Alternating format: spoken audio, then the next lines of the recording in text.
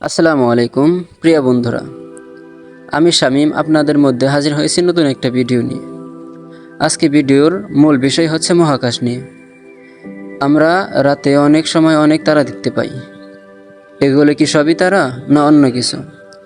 যদি আপনি এগুলোকে ভালো মতো দেখতে চান তাহলে আপনাকে প্রথমে নিতে হবে টেলিস্কোপ। আমরা প্রথমেই টেলিস্কোপ নিয়ে একটি তারাকে লক্ষ্য করলাম। আসলে সেটাকে আমরা তারা মনে করলেও সেটা একটা তারা না, সেটা হচ্ছে শনি গ্রহ।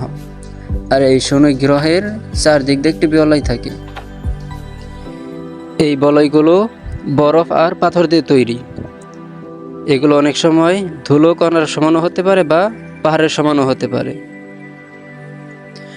এটা দেখতে অনেকটা আংটির মতো মনে হয়, কারণ আমরা এটিকে অনেক দূর থেকে দেখছি।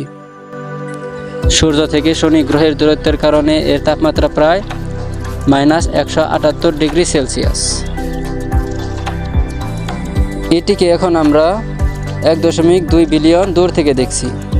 একটা বিমানে করে এর কাছে যেতে আমাদের সময় লাগবে 164 বছর।